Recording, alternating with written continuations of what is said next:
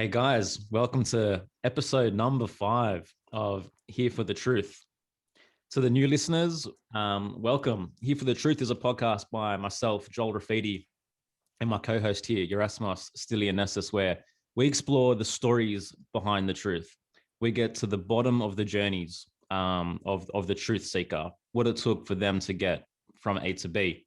Topics we explore are self-knowledge, health and freedom, philosophy, psychology, and all things truth. My background is I'm a conscious hip hop artist. I've written songs for 10, 15 years and put them out there. I'm also a student of the mystery school tradition of the esoteric arts, tarot, astrology, divination, and astrotheology. And my co-host here, my brother Erasmus, he's a holistic health practitioner and a human design guide. He works with motivated individuals around the world to help them understand and connect to their true nature more deeply. And without further ado, our very special guest for today's episode, Dr. Sophie Fletcher, PhD. Sophie is dedicated to helping people gain a greater freedom within themselves throughout all levels of their being. Sophie grew up as part of a spiritual community. She spent most of her life wanting to transcend the body until after earning her first master's degree in spiritual psychology, she then realized that the body actually held the key to true healing. Sophie went on to do a second master's and her PhD at Pacifica Graduate Institute in Depth Psychology, with an emphasis in Somatic Studies, where her dissertation explored the inter-relational dynamics of touch. Through training in multiple bodywork modalities, primarily based in Chinese meridian theory, as well as breathwork, energetic clearing techniques, and somatic experiencing, Sophie focuses on tapping into the unconscious by attending to what comes forward through the innate wisdom of the client's body. Dr. Fletcher, welcome to Here for the Truth. It's a pleasure to have you here. Welcome. Good to be here, guys. Nah, absolutely. Just in full transparency, I'm just going to say Sophie's my wife. Oh, yes. So I'm just going to throw that out there. I meant to add that in there. Well, bro, you're married to a doctor. How does it feel? It feels good. It feels good. I love it. We got a doctor in the house. We got a doctor in the house. Wow. Well done. Yeah. Just don't call me if you have a broken bone. Yeah. That's all right. I think you're like the doctor that I think can actually help people. But anyways, that's a whole nother conversation. So today we're going to be exploring the significance of touch. And I've got an opening quote here, if you don't mind. Touch comes before sight, before speech. It is the first language and the last, and it always tells the truth. And that's by the Canadian poet, Margaret Atwood. So Sophie, tell me, why touch? Why touch? I'm not even sure it was intentional. It kind of came out of nowhere for me. It wasn't something that I had been studying specifically. And I thought I was more going to do something around body work and how the body holds so much of the unconscious. And so working with the body, you get into deeper levels and into the shadow, more of the shadow of people. And then in my second year of coursework, I read this book, The Body Has a Mind of Its Own. And in that, they spoke about parapersonal space. So parapersonal space is this neuroscience concept where it's not the aura, which a lot of people sort of equate it to, but it's different. It's like this amoeba-like area around your body. And when you're touching something, this amoeba area basically engulfs what you're touching, and your brain in your somatosensory cortex maps it as a literal part of yourself. So I really like to use the, I guess how this was explained in the book is like when you're driving in a car and you go under something low hanging and you duck. Yep. I mean, consciously, me ducking my physical head is not going to make any difference on whether or not the top of this car hits whatever I'm going under. But because you're touching it, because so much of your body is touching it, and usually it's especially if it's a car that you've literally mapped the outside of that body as part of yourself. Yeah. So it's also the same thing as I always sort of think about as well, when you're like renting a car or something, it takes a while to get used to it. And it's kind of like your own car. It's like you may make like sharper turns or do things in a smaller area, and somebody, you know, the passenger or whatever might be like, oh my God, can you even do that? And it's like, you know, because you've literally mapped the car. And then it's the other thing of like, what do we touch more nowadays than our phones? That's what I was going to Our bring up. technology. It's like our brain has literally mapped it as like, that's the extension of my arm. So like We when know people, where it is at all times, and when we don't have it, it's like a this fifth sense, our body's sense, looking you for like it unconsciously. Yeah, wow. totally. And people will say, literally, I've heard people say like, it feels like I'm missing a limb when you can't find your phone, and it's because your brain is actually going like, mayday, mayday, mayday, we're missing a part of us. Wow. So anyway, I read that concept, and it just kind of blew my mind, in terms of enmeshment, in terms of body boundaries and borders, in terms of how the concept of self gets developed, especially if you're in a relationship, or even as parents, like mapping your children, you mapping your parents, that kind of thing. That kind of just brought up so many questions. And then being somebody who had been working with clients doing body work, I had experienced that with clients, of feeling this kind of like melding of bodies. And so that's what got me into touch. I think it's also probably because if you look up Sidney Girard, he did this super informal study where he went to cafes all around the world, and he would just watch people, and he watched and counted how many times two people touched each other during an hour-long, coffee time together or whatever. And he didn't know what their relationships were. He didn't know any of that. But basically, England and America, I think England had 0 and America had 1 touch within the hour, whereas those were the lowest count of like anywhere that he went. And both my parents are English, but I was raised in America. So I was like, all right, so I got some touch deficit going on. So I figured that's also probably why I was drawn to touch. And I was a very touchy-feely child, much to my parents' discomfort. Well, I guess we're going there. So, I mean, in your study and in your experience, how does a lack of touch affect a baby or a child? Hugely, hugely, hugely, hugely. The vast majority of research on touch now is on the developmental impact that it has. And it's really, I mean, it's now been known for a little while, but it's still sort of under the radar that if babies do not get a sufficient amount of contact, they will actually die. So you can have them in a sterile environment, you can give them food, water, keep them the right temperature. All of those things can be like super highly monitored and exactly what the baby needs. And unless there's physical contact and caring for the child, what's it called? It's I can't remember the exact word, but it literally means like withering, like they wither away. They lose their spirit, they lose life within them, and they pass.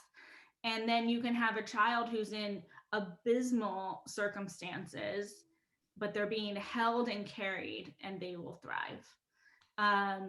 So, I mean, it is Tiffany Field, one of the top touch researchers who's still alive at the moment. She founded the Touch Research Institute in Miami, the very first touch research institute, even though all of the other senses already had research institutes.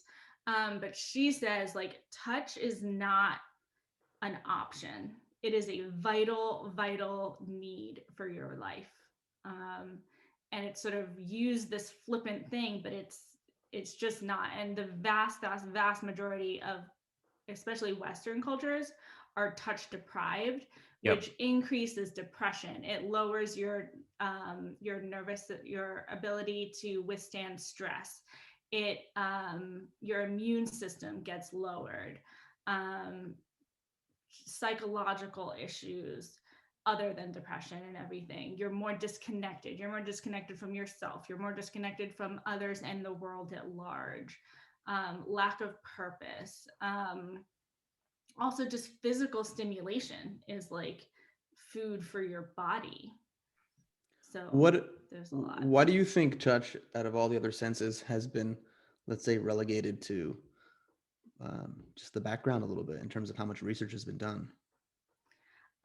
From what I've studied and what I agree with as well, is that there's kind of like two main areas where that has happened. One, because touch is so common, like you just don't think about it because it would be a normal thing in terms of it's just so commonplace that you don't think of it, that it needs actual research or that it needs actual investigation. Two, historically, it was actually had a lot of prominence in terms of its healing abilities. Like in ancient Greece, the god Asclepius, he was the god of healing. He touched people, so his healing was through touch. You had the royal touch, which was supposed to heal people. You had Jesus doing healing touch, all of that. Like that was a normal thing. And then in the 1600s, there was this like greater split in sort of the zeitgeist of the time, that I like to say was epitomized by Rene Descartes' proclamation, "I think, therefore I am," which really sort of split mind and body and put mind in a much higher position than the body. And so everything to do with the body was really sort of relegated to this lesser, dirty, lower class. It was also at that time, class-wise, as you went up in sort of wealth, you had larger homes. You could each have your own rooms. You didn't have to be in physical contact with the people that you lived with, whereas lower class were in smaller rooms, smaller homes, had to be more together. So it was kind of this like weird amalgamation that happened. Plus you had sort of like the religious aspect come in that was like, oh, the body is bad. It's equated with sex. It's equated with dirtiness and taboo. And, you're not supposed to be in contact with others. You're not supposed to show sinners, your body. Right? Mm-hmm. Exactly. Yeah. So it's kind of, what was the quote somebody said, by making the body taboo, you made sex an obsession. Because it was kind of this thing, once you say like, no, that's bad, you're not supposed to touch that, you're not supposed to think about that, you're not supposed to, it becomes an obsession. Yeah, whatever. It becomes the shadow sort of undertone that takes on this like really unhealthy desire. Yeah, whatever's deprived becomes an unhealthy desire. And Sophie, I know you've spoken about this before, but especially around men, how there's this, how do I say this, like aversion to touch, or like even men with other men that are friends, like, oh no, I can't like hold your hand or hug you or whatever that means. Might mean, what is it going to say about me? Where in others cultures, like, straight heterosexual men, let's say, are like totally cool, just like kissing each other, like holding their hands, walking down the street. And I feel like you've said something about that like, because there a lot of men in our culture are so touch deprived that like, on some unconscious way, the way they go about getting touch is primarily through sex or violence. Yeah. Just so they can make contact in that way. Is that like correct? Or yeah, I mean, one of the things is that little boys stop being touched much earlier than little girls. So little girls will still be cuddled or held by their parents much later than little boys will. Little boys, I think what the research was saying was like around 5 is kind of like when boys stop being touched as much. I think the fathers, I think it's also little boys are more rambunctious. They're more active. I mean, I think it's sort of like a combination of all these things. There's also this whole, mindset around like, you're not supposed to coddle, or you're not, boys are supposed to like be tough, get more tough and like get through things. Whereas like, it's all that sort of awful stuff. And then as we get older, the only way that boys know how to get touch is through violence, like fighting, sports, or sex. And so then we get mad at boys when it's like they get so overwhelmed with lack of touch that they act out in negative ways, in harmful ways to others. But it's like, if you really think about the psychological piece of that, they are starving. Like, what would you do if you're starving and you see food? Yeah. You're not going to go about, it's like parents would kill somebody to be able to feed their child. And so when we're not looking at it in the right way, we're not looking at it as this like actual physical need for survival. We're looking at it as like this luxury that you get touch, and it's not. It cannot be. We're physical animals. I mean, even look at primates, look at animal cultures. Like the whole thing is based around touching one another. Like they'll like pick things off each other's fur and skin just to be in contact. And listen, even just for myself, and I feel like I was raised with a lot of touch, and I know like touch is my number one physical touch is my number one love language, and in human design, my cognition or my main sense is touch. But when I don't get it on a regular basis for whatever reason, even just get receiving body work, I know the impact that it has on me. It really impacts my nervous system, which actually makes me think of this quote. You've shared this before, and I didn't really know about this until you told me. And it's Ashley Montague. Is that how I pronounce her his name? Yeah. And it says the skin develops from the same cells as the nervous system, therefore making the skin the external interface of the nervous system with the world. And like for me, like that quote is just like, yeah, you know what I mean? When we think about like you are your nervous system to a certain degree, and like people that have more presence and peace in their life and resilience, their nervous system health is healthier, is more regulated. And so when you think about the impact of touch and what that can do to a person's nervous system, to me, it's like, of course, like this should be so important, which then of course brings me to this. And obviously I want to get into your backstory a little bit for our viewers, but we've just spent the last 15 months, and I don't know if it's slowing down much, where we've been conditioned to believe that touch is going to kill you. I mean, pretty much the thing that is the most important thing, in my opinion, and you can share your thoughts, is the thing to fear. And we can get into so many reasons why that is and get into theories, but what are your thoughts on that? Like, as this whole thing was unfolding, as this whole COVID thing has been happening, what was coming up for you around this, knowing that like you're literally doing this deep research for your dissertation on touch, and it's like, nah, stay away from everyone. Touch is the Sophie, enemy. tell us, is going to the shops in bubble wrap healthy? I mean, I guess you're still getting physical stimulation from the bubble wrap, but it's not exactly the same. I mean, there is a lot of research on like, the weighted blankets and things like that. So you are still getting that, like your touch receptors are getting stimulated to a certain degree, but I'm so partial to I go to Whole Foods with weighted bubble wrap on the regular. That's how you survived this year. Yeah, definitely. Yeah, well, I mean, I was joking, what was it, like a month ago, where I was like, man, like when I chose this topic, or when this topic kind of chose me, like 4 years ago, when I started the dissertation process, development process,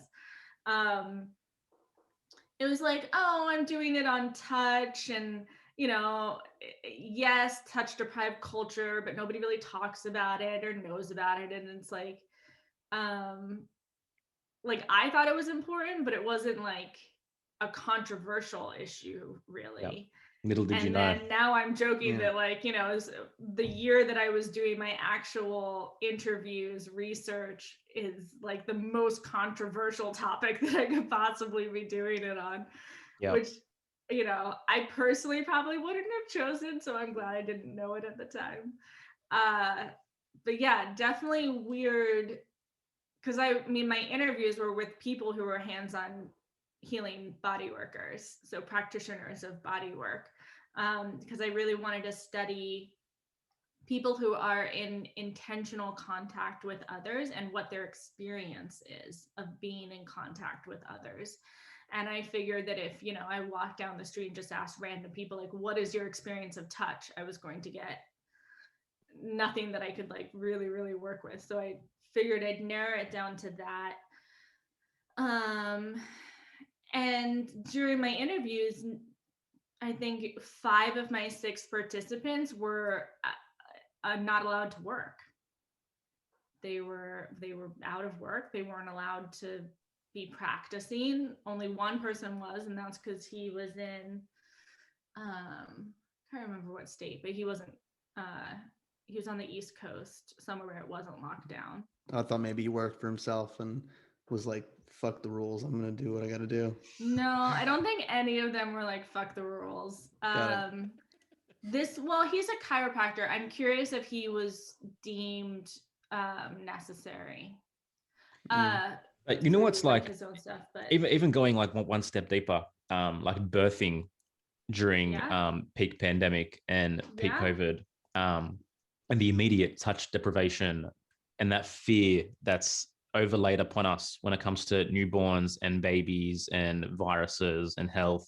And even in the hospital systems, I know in countries around the world, like the father isn't even allowed in the room. The mother only gets one person. Often that's going to be a doula or a midwife or a support person, right?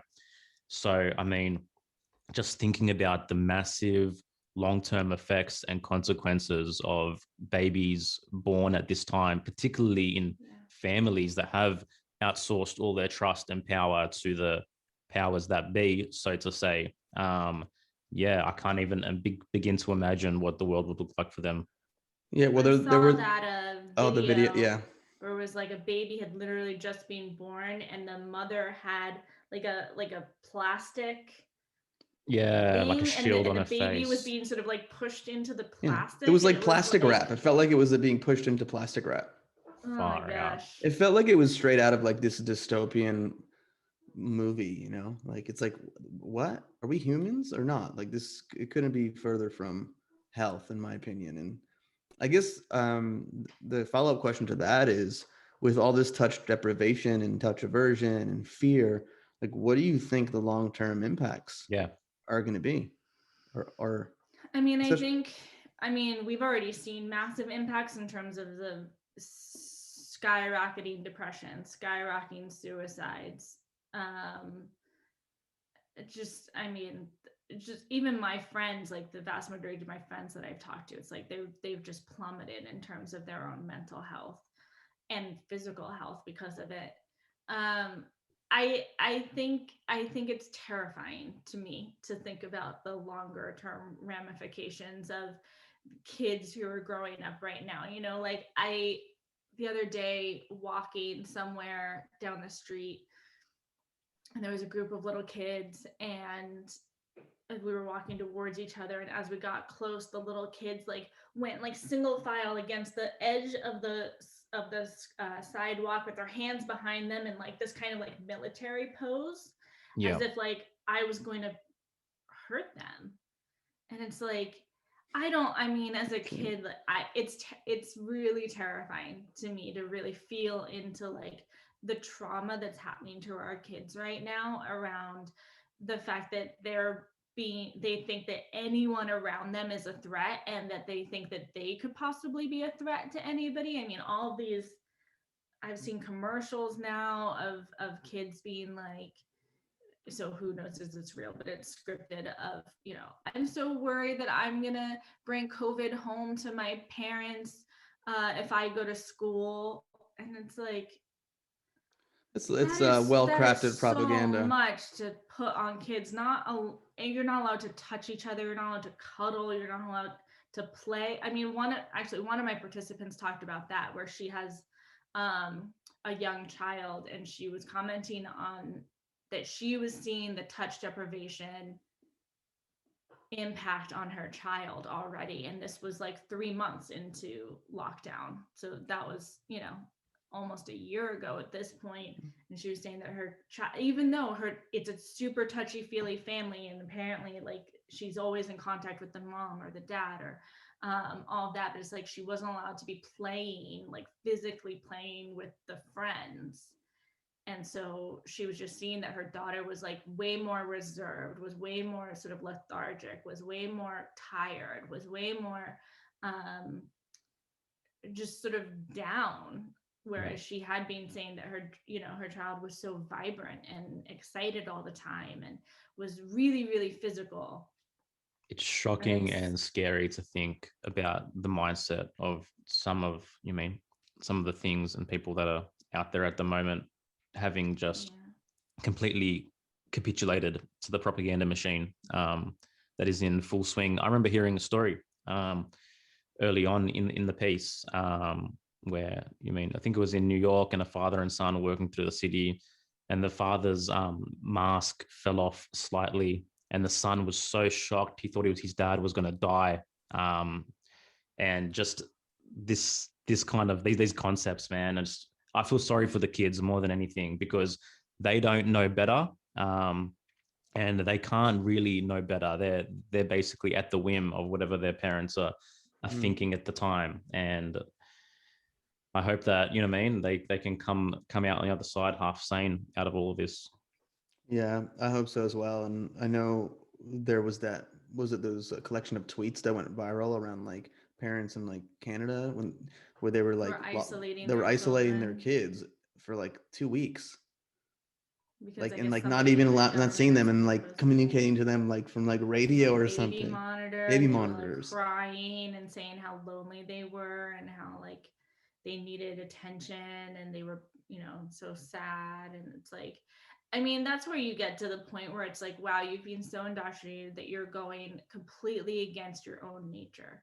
Like everything within a parent's body, if your child is crying hysterically over a baby monitor at like, I think it was like 7 years old, the child alone in a room, everything in your body should be screaming at you, being like, this is not okay.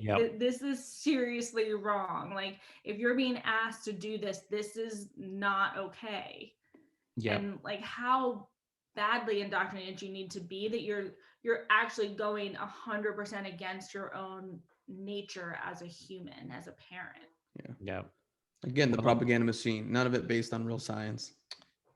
Yeah, I mean, and the conditioning and the indoctrination's already there from the get-go, because I mean, most parents that bring kids into the world, immediately they want the baby to be sleep trained. Like, this baby can sleep train itself somehow, and they should be in a room alone crying it out. You know what I mean? And the baby's a hassle if it's actually in the bed and there's co-sleeping and there's real natural nurturing that's taken place.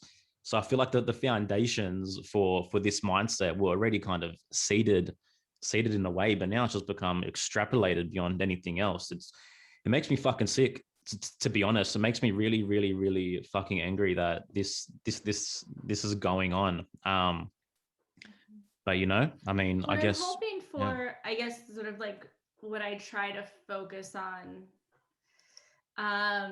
to combat that is that hopefully this will also wake up a lot of people to the importance of touch, to the importance of being in community, to the importance of being connected with others. All of that, in terms of, I feel like it is one of those things where sometimes things have to get worse and worse and worse and so bad in order for people to realize. Definitely. Because even though we were already a hugely touch deprived culture, it's like you could bypass it. Whereas I feel like this hopefully will wake up a lot of people to like, hang on a second, this is actually really painful. Yeah, no, definitely. And to me, it, like I've mentioned this before, but it does feel like a really significant timeline reality split in a way where some people are going to be, wake up completely and drawn more, even so, into a natural and authentic path and realize these things. But for me, I really feel like this whole COVID touch deprivation thing kind of does tie into a long-term transhumanist agenda. That's my feeling on all of this. Definitely. We're going to become more attached to the machine, more attached to getting a stimulation from the machine, from the AI through interfaces, as opposed to obviously human to human contact. Yeah, being who we are. Yeah, absolutely. I agree. Especially this year where it's like, if you weren't allowed, if you know weren't allowed out of your house, if or to be in contact with people and things like that, what were you doing? Probably sitting at home on your phone. Yeah, Hmm. exactly. Phone, computer. I mean, Yeah. look what we're doing now, right? Yeah. I mean, that's the positive part of it, like Joel, Definitely. like, well, we wouldn't have connected, Yeah, no, exactly. without this kind of technology and ways to be in contact with people without being like, it is awesome. It does open up major avenues. And I think that it needs to be balanced out with and put emphasis on human to human contact at the same time. Like it can't be a full substitute. Yeah, at the end Like of the even day, there's now, I think, like as somatic experiencing, one of the modalities we're trained in is experimenting with virtual touch and things, and there's research coming out on that. Again, I'm super partial, I'm biased, I'm not going to yeah. say that I'm not. I'm very much biased on it. I know it has effect, Yeah. but it's like, it's different. It's just Yeah, different. it's definitely different. And listen, technology is a tool. Like other things are tools. And do the tools use you, or do you use the tools and have balance? Like you said, I'm really grateful that we have this opportunity to connect, that Joel and I connected through technology. Otherwise, we wouldn't have. So Yeah. it's really, really important. But at the end of the day, there's no replacement for touching and connecting with other people and hugging and touching the earth and being outside and letting the wind touch you and breathing things in, letting the sun touch you, those kinds of things. Well, So, even like self-touch. I mean, I obviously my dissertation was on interrelational dynamics, so what happens between two people touching. But I also did a lot of reading on just touch stimulation of the skin is still really important and still amazing. I mean, just doing like just little, self compress, um, Yep. and touch massage on yourself. It's like that is a way for you to get more in touch with your body, more in tune with your own self, and disconnect from this sort of like, whatever you're being taught or fed Mm. or whatever. It's like you come back to yourself. The more you're in touch with yourself, the more you're going to be able to authentically be in touch with others and Yeah. like And I mean, maintain your own sense of self.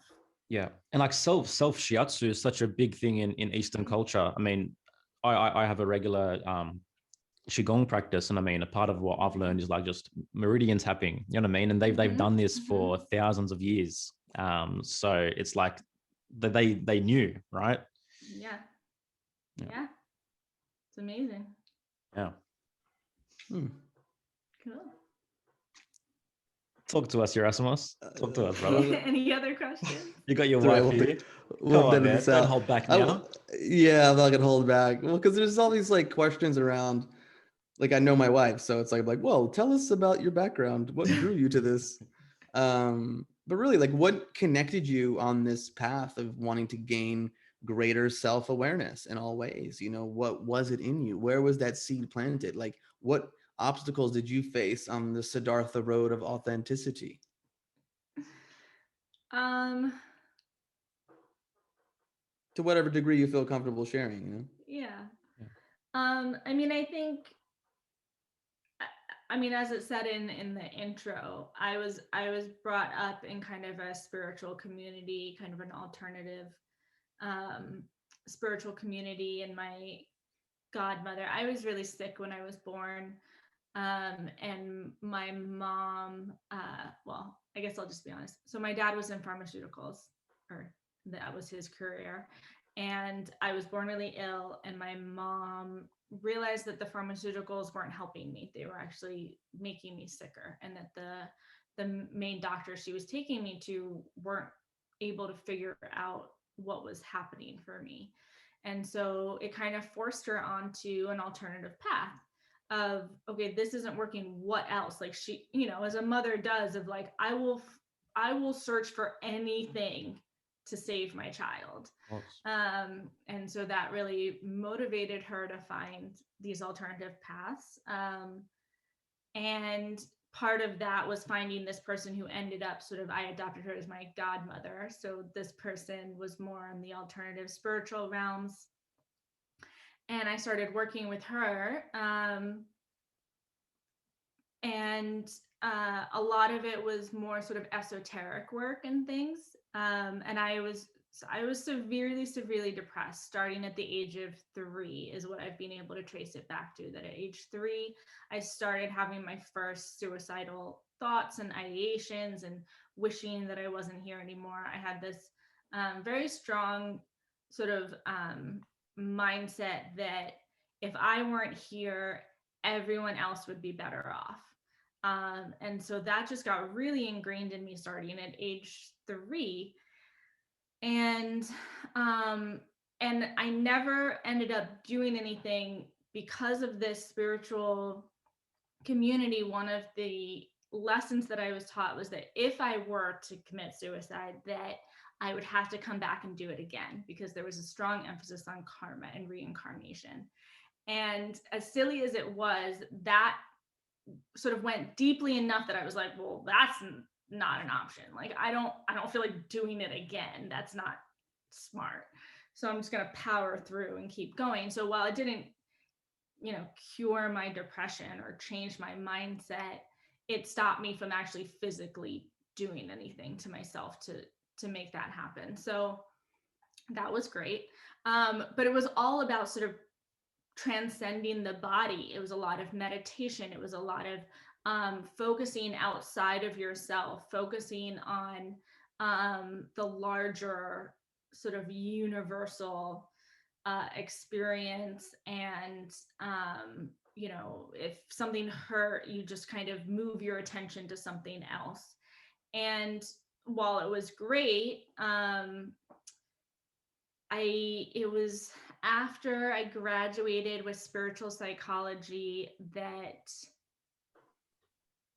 I did my first bodywork session with somebody, and it really just started to land these things, that all of these sort of concepts and all of this sort of emotional and esoteric work that I had been doing was able to land more deeply into my body. So while I had been doing all these practices, I was still severely depressed until 24 and 25 is basically where it started to shift, because I got into body work.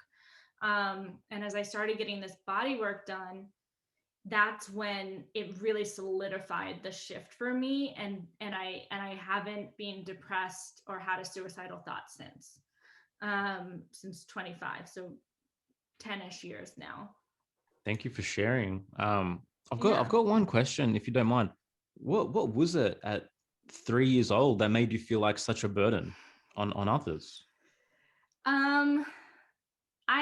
I think it was a little bit of a series of things. One is that I had a sexual trauma happen with an older male. And I think that was the first sort of like get out of my body to sort of protect myself, go into that dissociated state to be able to handle what was happening. 2, I had an experience where I was at a neighbor's house and we were playing with like toy cars, and one of the boys picked up a rock about like that size, and he threw it up in the air thinking like, oh, I'll get a bigger, smash or whatever. And he said, look up. Well, I was 3. Yeah. So I looked up and I caught the rock. I still have the scar. I don't know if you can see it, but right here in my head. And I think it knocked because I was like this, so it knocked my brain in a certain way. And now that was actually a dissertation topic that I was exploring, whether or not I was going to do it on traumatic brain injuries.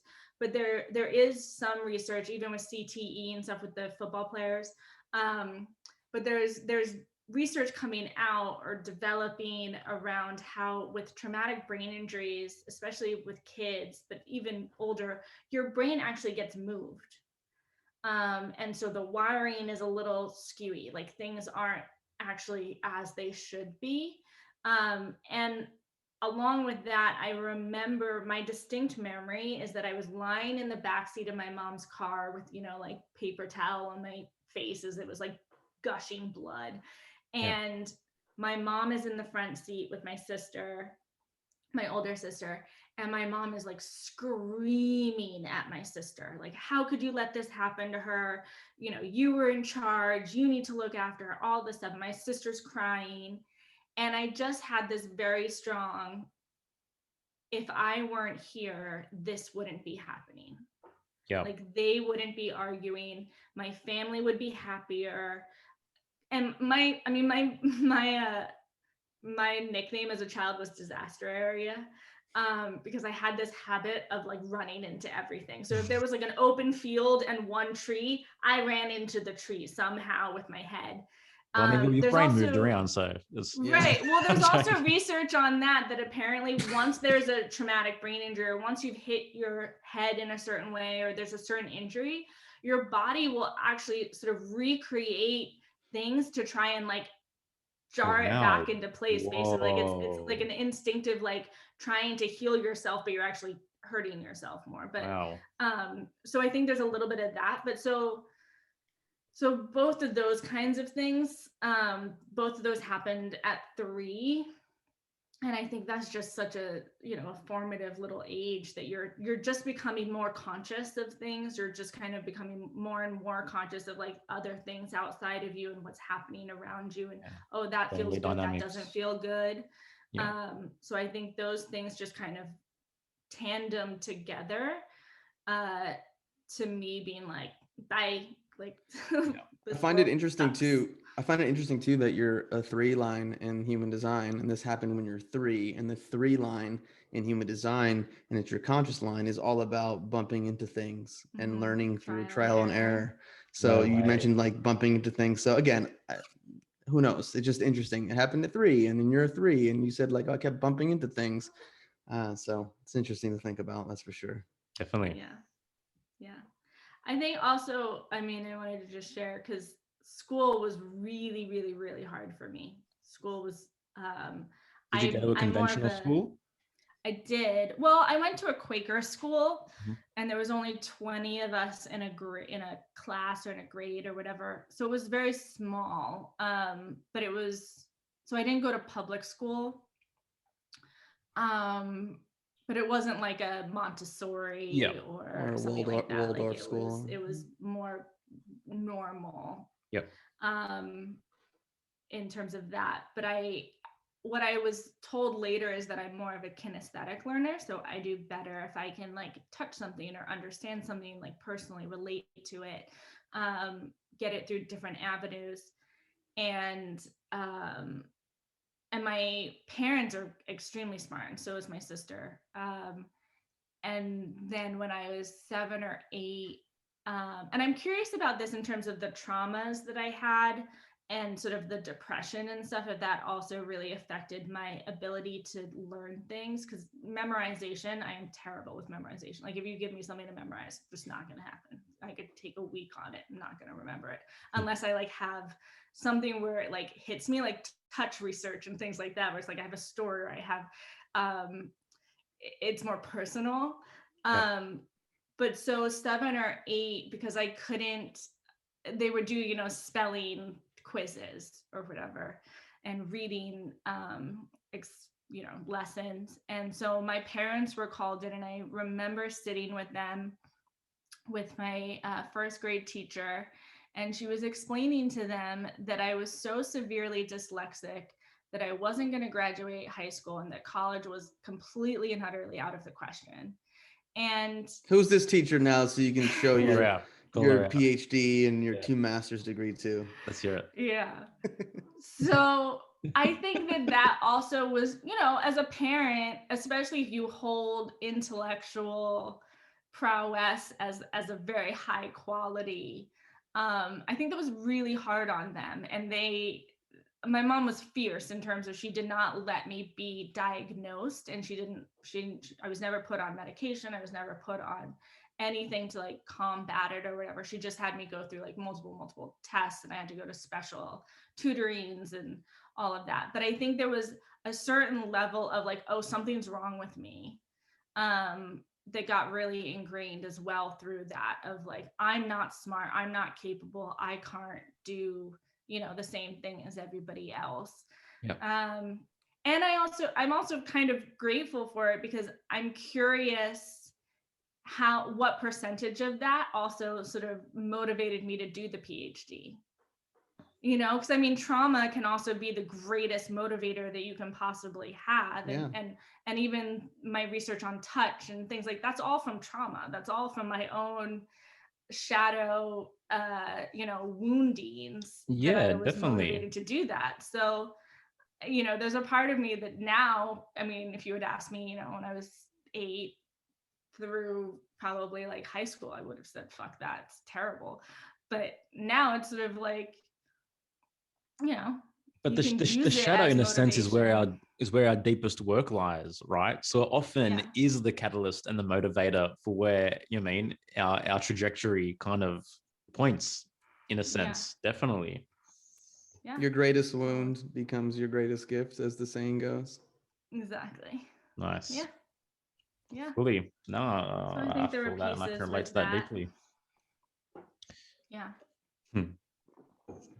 Thank you for I'm sharing. definitely I mean, more of so that, getting in touch with the body. I mean, even touch, I feel like goes with that, of like, because dissociation was my go-to for dealing with trauma or anything. It's like getting into the body, touch. That's probably another reason why I was really, really drawn to it. yeah, and I think it's such an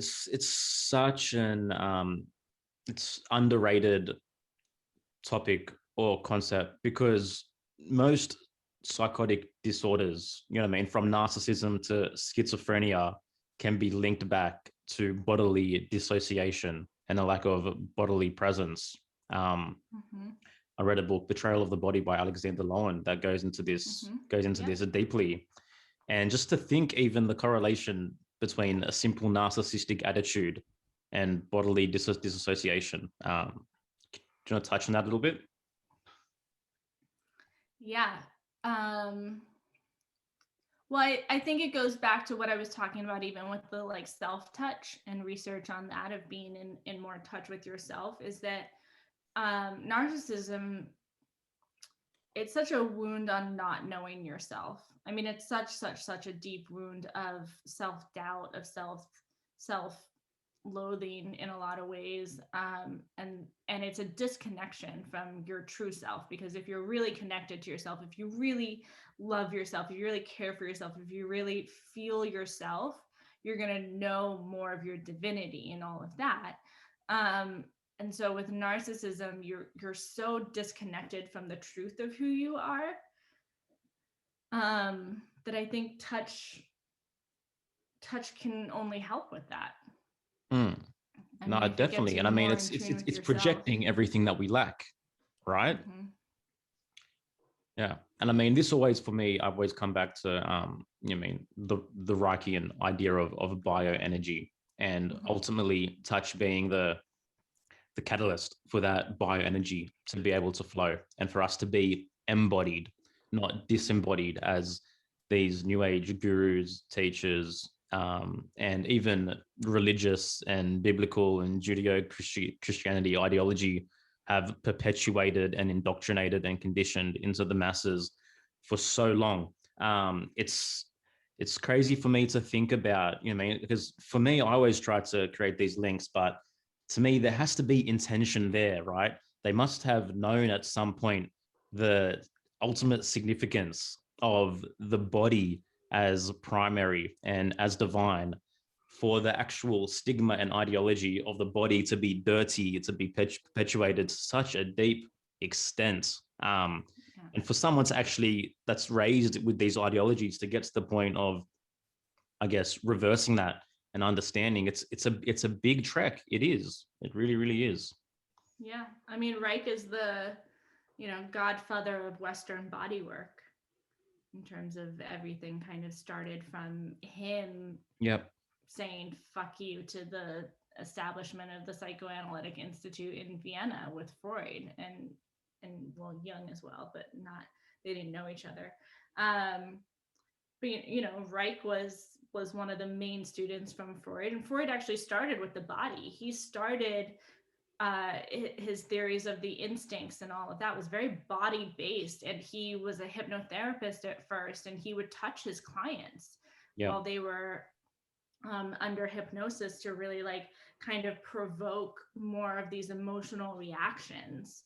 And then as he kind of wanted to create psychoanalysis to be more of a quote unquote hard science or recognizable science and be quote unquote more legitimate, he shied away from that. And he really went more with like, okay, this is what's acceptable by society. So no one's allowed to touch, because now there was this whole thing of like psychoanalysis being sort of made an analogous, synonymous with like sex work and stuff, because they're asking you about your sex life, they're asking you about your childhood, they're asking you about all of these instincts and Oedipal instincts and sex drive and all of this. They're, this is dirty work.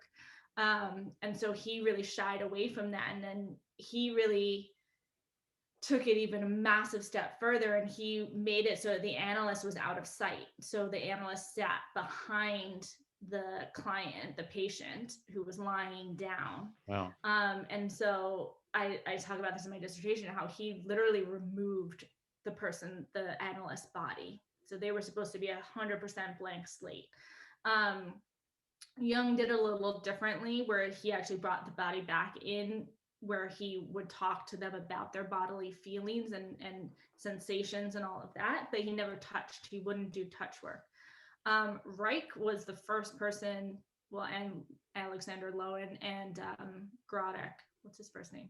And George Grodek? George Grodek. I think so. They kind of all started, but Reich he had a massive, split with Freud because of it, and really went against the establishment, stood up for himself. When you're talking about like here for the truth, like going against the grain, that kind of thing, like what sets you apart, like Reich really did that. And look what they did to him for it, right? He ends up dying in jail with all of his work destroyed and burned. Isn't that the case historically of so many pioneers? Anyone that challenges the status quo, especially depending on the time period, like gets burned at the stake, which, the powers that be, they use that as an example to say, hey, if you get out of line, if you start challenging the status quo, this is what's going to happen to you. And we've seen that the last 15 months, people that have been challenging the conventional narrative around this whole COVID thing, including scientists, PhDs, doctors, health practitioners. It's like, no, we're going to censor your ass. We're going to deplatform you. We're going to take away your ability to make money as well. And so it's like, it takes something within in this hero's journey. What is that keeps people like this on the path towards truth? Because it's like truth above all. The truth is the only thing that matters. And people make sacrifices. And this is what happened with Reich. And I mean, it also gives us clues as to what truths are most threatening to the establishment, right? Based on how hard that punishment seems to come down. And this, to me, what happened to Reich links completely with the false ideologies perpetuated by religious circles, you know what I mean, in terms of the body and the idea of the body. So it's very fascinating. It's not to say like these people that we talk about are like 100% right or have all the answers, but we live in this culture where it's like, oh, this one person did this one bad thing, let's throw the baby out with the bathwater. You know what I mean? It's just like, well, no, you have to like look at these people when they were around, during what time period, and they're experimenting and they're exploring. The path to truth is a lot of bumps in the road. It is a trial and error process. You're not just going to like wake up one day and like, I have all the answers. That's it. And so you're going to make your mistakes. And I think, and be like supernatural, non-human, without any flaws whatsoever. Yeah. Right. We're like human. We're going to have flaws. We're going to have flaws. Like Reich was apparently like, not a nice person in any, stretch of the imagination, but it's like, did he have good ideas? Did he have foundational information that was drastically changing people's lives and experiences? Sounds like it, seems like it. I mean, I read all these books for my dissertation, and it's like he's saying all the stuff that I was just learning about. It's just he was doing it at the very freaking beginning and got burned for it, and then everything went underground. of like, oh Yeah. shit, okay, well, we're not going to talk about the body, we're not going to talk about body work. And so there's just this like gap in terms of like his work and stuff, and then there's like nothing for a little while of people because it was just people, anybody who was into it was kind of like underground and only teaching to maybe like a few students, but definitely not publishing about it or anything. They'd be like blasphemous. So it was like, and then it came out with like Alexander Lowen and all that, where they sort of bringing it back into things during that sort of time of renovation or renaissance, or like, we're gonna do what we want, everything's great. I brought this up, I think, on our last call, but it's one of my favorite quotes, and it's so applicable when you think historically and even in today's world. And it's a Schopenhauer quote, and it says, "All truth passes through 3 stages. First, it is ridiculed. Second, it is violently opposed. Yeah. Third, it is accepted as being self-evident." And how many times do we see that? I mean, even just in the last 15 months, things that like people were being called conspiracy theorists over and ridiculed and ostracized are like pretty much true. You know what I mean? And how many people then take responsibility, go, you know what? I was 100% wrong and like you were right. No, people dig their heels in. They like pretend they weren't the person calling everyone a conspiracy theorist. And it's just like you think back to days of Reich, how many people, what was it like to imagine? What was it like back then to have people, other colleagues or other PhDs or Freud or whoever, contemporaries being like, he's crazy. He's a threat to society. He's Well, evil. Einstein too, right? He backstabbed, right? Yeah. Yeah, he did.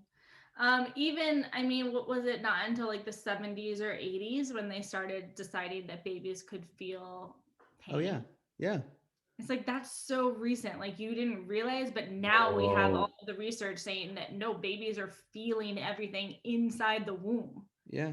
I remember whatever the mother is going through, the baby is experiencing as well. Like the nervous system, everything. Like touch is the very first sense to develop, and every other sense develops from the same cells.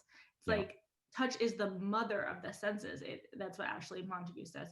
Is it's like you're getting that first stimulation while you're in the womb, as you're bumping up against the edges inside, inside there, and like getting all that stimulation and even starting that this is me, this is other.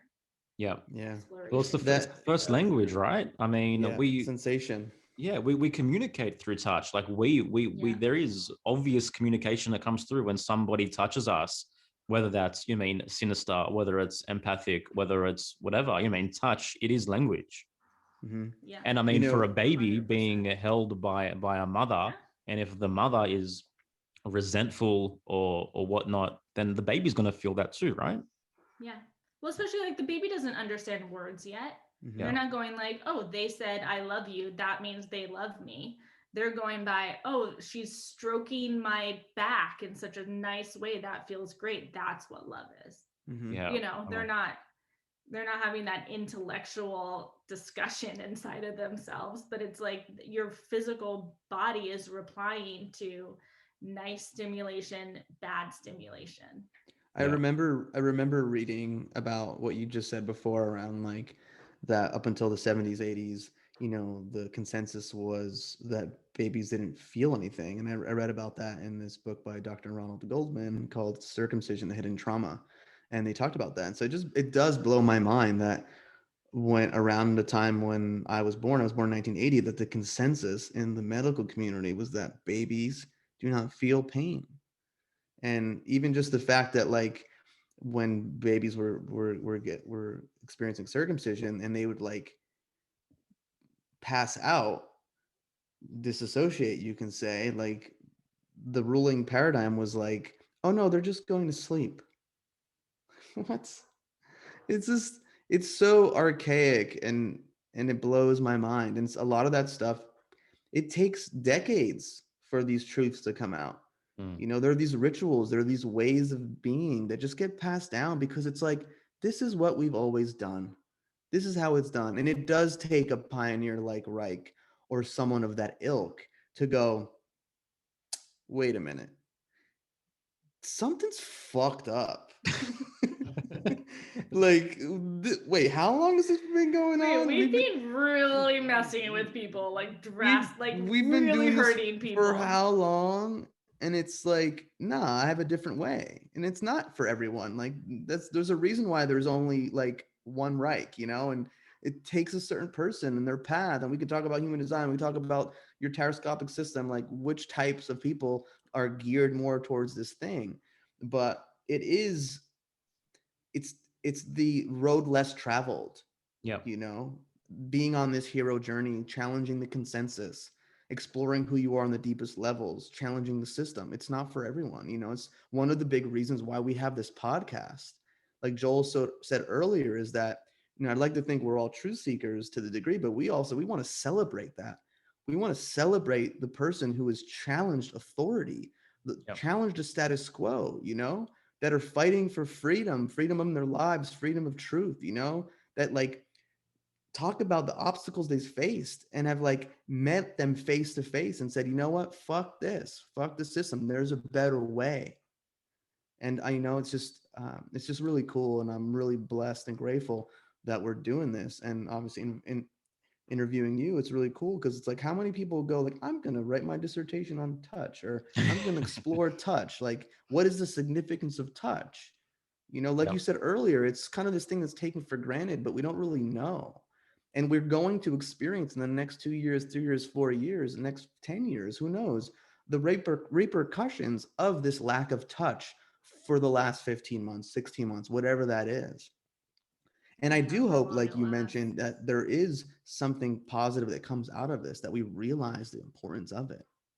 You know what I mean? And it also makes me think, and if I'd love for you to comment on this too, like, I wouldn't say directly related to touch, but we're talking about reading signals and psychology and parent-child relationship, is like, for however many months, we've had these children, 2 years old, 3 years old, 4 years old, 5 years old, that are literally growing up and experiencing an environment where they're masked up and their parents and their peers and their teachers and the people around them are masked up. And it's like, children need to read signals in order to develop empathy. And they're being robbed of this opportunity. So I would love for you to comment on that a little bit. Well, I mean, I think you sort of hit it correctly, of like, I just think there's going to be a huge deficit in terms of empathic development in people. I mean, they were already seeing that so massively in terms of like the rise in technology and video games and things like that, where it's like you can literally, your goal is to like kill people and you're not having any reaction whatsoever. Like Desensitizing, right? Right, you should be having a reaction to that. I always really love, one of my cohort members was doing her dissertation on soldiers and their transition out of the military. But at one point, I remember her stating like, PTSD, the D is actually incredibly inaccurate because it's post-traumatic stress disorder. But when you're having the reactions that are classified as PTSD, that's actually a natural response. That's actually the response you should be having to an unnatural and traumatic experience. The people who aren't having any kind of reaction to that, those are the people who are actually having disorder happen within them, because they're not having the empathic resonance. They're not having the human nature reaction that they should be having to abnormal and traumatic experiences. So I think it's the same with sort of this 15, 16, however many months it's been or whatever. Like, the people who are having reactions are more healthy than people who are like, no, this is fine, this is normal, this is totally great. And what we're doing with the kids with that is we're just completely desensitizing them to understanding that this is an abnormal and traumatic experience. And we're telling them like, no, this is normal, this is fine, this is for your health, this is for your good, this is to save your parents and your grandparents. And so we're telling them to go against their natural instincts and to basically like squash their own animal nature of In exchange for a being in program. contact, being empathic, being in resonance with others. We're basically like, no, shut that down. Stop being, stop being sensitive. This is an insane time. Stop And we're telling fearing. kids that like this is normal, this is fine, get this- over it. Like this- no, I'm never gonna be able to comprehend. you should be Never. sensitive I to know. this. This reminds me of the Krishnamurti quote. It's like, it's no measure of health to be well adjusted to a profoundly sick society. Mhm. Exactly. And And I think relates that's what to we're your doing with the PTSD thing. kids. Yeah. That's exactly what we're doing with the kids. We're adjusting them to an unsafe, unhealthy environment. Yeah. And it's scary. And what I love about what we're doing now is that I wholeheartedly believe that the way to reverse this and out of this, it is the body, right? Because once you resensitize the body, once you get in touch with the body, you can orient yourself again. You can begin to understand inner truths because you're no longer externalizing everything, right? So the remedy to me is the body. Yeah, it's coming back in touch with yourself. It's getting back in contact with yourself, getting back into knowing yourself, working on yourself, all of that. I mean, from every single one of my practitioners that I interviewed, the main through line was like that they have to be doing their own work on themselves in order to be the best practitioner that they can to other people. That if they're not doing their own work, if they're not taking care of themselves, if they're not like doing their own internal excavation and going within themselves, that they are going to be unhealthy for their clients. Yeah. Like, well, you can't really offer anything to another that you haven't already given to yourself, Right. Yeah. But it's even like they will end up going into more enmeshment versus empathy. They will go into more like melding. They'll go into, because a lot of them were talking about how, well, so one of the main things in my dissertation is that everybody kind of bypasses the fact that for touch is the only sense that is inherently bidirectional. So you cannot touch something without also being touched yourself. Yep. Well, so that was also a huge part of my dissertation in terms of working on the practitioners, is that research on body work really focuses on, does this modality work and what is the client's experience, which is great. That's extremely important research. And there's another body in the room and they're having an experience. They are also being touched. So my title was actually Touched by Touching. And it's because when you're touching something, you're being touched by it. You're also being impacted, but it goes both ways. So it's this exchange of energy that is just happening when bodies are touching each other. So if they're if a practitioner is in a bad mood, if they're low, if they're, griping about something and they're in contact with their client, that energy is exchanging back and forth. So again, they're like, you have to be on top of yourself if you're going to be in contact. But it brings it back to this, like, everything is interconnected. The entire world is interconnected. As much as like you need to be responsible for yourself as the individual, like we're all individuals, we're all our own beings, and we're interconnected. Yes. So I'm impacting and I'm being impacted by everything. There's no way for me to be completely separate from everything. Yeah. So how do we be responsible in that? How do we take self-responsibility for ourselves, to stand up for ourselves, to be in better understanding, self-knowledge, self-contact, so that we can be the best person to be impacting others as well? It starts with us. For some reason, while you were saying that, it just made me think of our last guest, John, brought up the concept of tensegrity, within the body and within the fascial system. It's like, it's all connected. So it just made me think of this like idea of like social tensegrity, universal tensegrity, like how we're all connected. And it's like, well, okay, maybe it's on this macro level, but like how I'm being and how I'm relating with myself, like how does that impact the whole, whatever this web of life is? So I know, just and very interesting to think of it that way. That perfect tensegrity between not going into like full meld into the group of like, I'm not my own person and I'm just going to be in group think, and I'm just going to be, you know, a blob with everything else, and that everything is, you know, the same, versus like, I'm just the individual and fuck everyone else. You know, those are kind of like two extremes. Whereas it's really coming to that like tensegrity within yourself of the world of like, I'm a human, I'm an individual with independence, and I do have responsibility to the world at the same time. So how do you balance that? How do you keep that in a healthy true individuality? To me, it is self-responsibility and it is self-love. So I feel like once you walk that path and you realize that and give that to yourself as an individual, then you do inherently regard the responsibility towards others in a higher way, because you realize the impact that you've had on yourself as an individual. It's Jung's individuation process.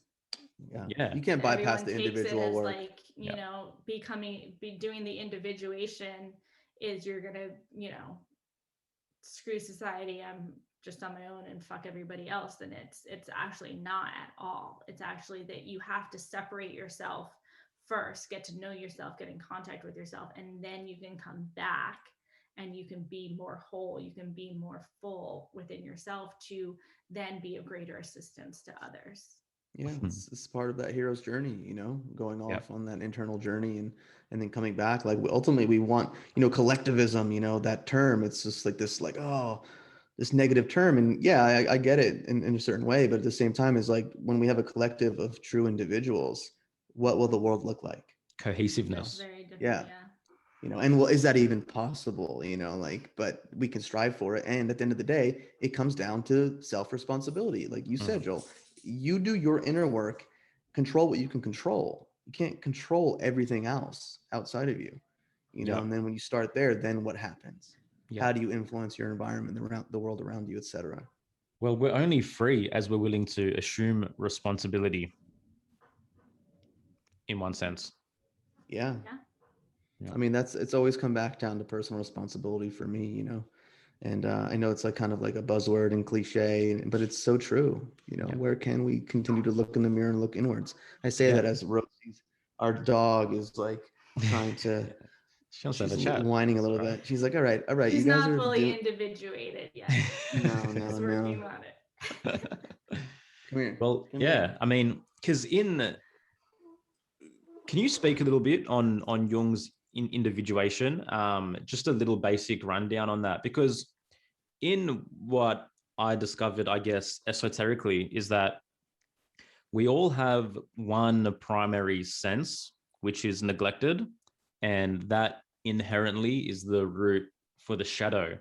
And individuation is basically recognizing that sense and it bringing forth and it coming out of the shadow to create the whole. What's your perspective on that? Yeah, I mean, I think it's really similar in terms of, for Jung, individuation was really going into one shadow, was doing the unconscious work, bringing as much of the unconscious into consciousness as possible. I mean, it's never ending. It's not like one day you're just going to wake up and be like, oh, I have nothing in my unconscious anymore. Like, that's not a thing. That's not actually what you're striving for. That's impossible. It's the unconscious. It's a fathomless, you know, bottomless pit. However, the more work you do on that, the more you do become conscious of, or bring the unconscious more into the conscious and delve into these shadow aspects, you're then more capable of being with others in terms of the more you accept yourself, the more you know about yourself, the more you can know and accept others. Yeah. So it's sort of this going into these deep, deep, dark aspects that, you know, all of the shadow is the stuff that you don't want to look at. And that's the good and the bad. In terms of, like, I know a lot of people use shadow work terms as like just the negative parts of you, but it's not. And that's not how Jung used it. It's actually everything. So it's your greatest potential that you're terrified of realizing. Yeah, absolutely. As well as your deepest, darkest secrets that you're terrified of realizing. So it's the full gamut. And so it's as you become more aware of that, as you become more acceptable of the fact that you have these two massive extremes within you. Well, you have, tons of different extremes within you. You're also going to be more apt to be with other people in their extremes. Mm-hmm. And you're going to be able to hold with them. And I mean, I can't remember if Jung actually said this, but I know that I've heard about it a lot in different sort of spiritual communities and stuff, is like as anybody starts doing that work, or anybody is doing that work, it lifts the whole of consciousness. So even like Jung talked a lot about the collective unconscious. So there are these massive archetypal energies that everyone understands, like the mother archetype. Yeah. Every single person has the mother archetype within them, and that runs the gamut of every experience of having a mother, because every single person has a mother, whether they knew them or not, or whatever. You were in somebody for 9 months at least, or however many months.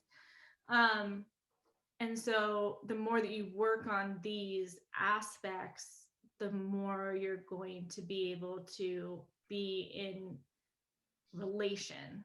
Yeah, because I guess once we begin to tune into our shadow and the language it speaks and what it's communicating to us, we kind of begin to understand the concept of projection, and we're able to hold space more for others and understand where they're coming from in reaction. Yeah, completely. I mean, it's one of those things of like, you stop judging people as harshly, because definitely. You understand that you have the same thing. You could be doing exactly the same thing. We're all just wounded children. We're all just wounded children running around, running into each other, or feeling really disconnected from each other at the moment. So So getting pretty close, I think, to wrapping this thing up. So tell us, where is it to for you from here? What's your goal? You got your PhD now. What's next? What's next? I have an idea of a book. Okay. That I kind of want to write about these topics, especially, and sort of skew it more in terms of current events of what's been happening for this past year, of how that is could be affecting culture, and really also focus a lot on the antidotes and tools and ways to sort of combat what's been happening, and to regulate yourself better, and to be in healthy contact with others. And I also really, even as Erasmus brought it up earlier, because I didn't talk about this in the dissertation, of the societal effects in terms of the unhealthy sexuality that comes through lack of touch, and especially for males, and all of that. So that's an idea that I really want to write about that in a much larger scope and more applicable way. I mean, dissertations are not exactly a light, common reading for people. So definitely. And obviously I know where to find you because you're next door. But for just for people, like, what work are you doing now? I mean, you finished your PhD, but you're also trained in a lot of different modalities and so many experiencing. So if anyone that's watching this and is connected to you and your energy and wants to explore working with you in some capacity, what's the best way to go about doing that? Well, I see clients one-on-one at the moment. In person, I can also do online. In person, I prefer, just because I can actually be in touch and contact, so I can utilize those tools a little bit better. I can also do intensives with people if they are out of the area of Topanga, California. Are you guys gonna put like information at the bottom? Yep, we'll put whatever links you want down the bottom. My details and all of that. We could put website, Instagram, email, all that stuff. And I'm on the SE website. I'm listed on there. By SE, you is mean one of somatic the experiencing? Somatic experiencing website, traumahealing.org. Yeah, I mean, it's amazing Cool. work. It's just about retraining the nervous system. And all of my work is focused on how to create more freedom within people. So Viktor Frankl talks about it a lot, but that space between the stimulus and response. And so all of my work is based on how do we create a little bit more separation so there's more freedom in terms of how you're going to respond to life. So anything that's happening, you have more choice, you have more capacity to relate in a different way. So every single modality that I have trained in and that I focus on is based on that. Like, how do we create more and more, well, your own truth, like get more in tune with your own truth, have that freedom in how to maneuver through the world and with the world, because we are being impacted. We are impacting it and we are being impacted by it. We can't stop ourselves from being impacted by it. So how do we be more healthy in how we relate to it? Yeah, and have more overall resilience. That gap is where freedom lives, right? In our ability to choose how to respond. Yeah. I love that Viktor Frankl quotes. One of my favorites. Cool. Well, listen, obviously, so grateful that you can come on our show, and we definitely want to have you back on again to discuss these topics. And then, you know, when you have that book and it comes out, you come on our show again too. That might be a while. You're nice. Took me a while to do the dissertation. Yeah, it's all right. No worries. No, this podcast will be going on. We just started, you know. You could be like episode 232 or 287. You know what I'm saying? Just Sophie. Well, thanks for having me on as my first interview as a full doctored. I want to thank you for being so real, so raw, so honest, and for sharing your truth. We thank you. We honor your journey. We're grateful for the medicine that you've come here to offer. So thank you very, very much. Thank you for having me on. I'm a big fan of you guys. I'm a proud husband, just have to say.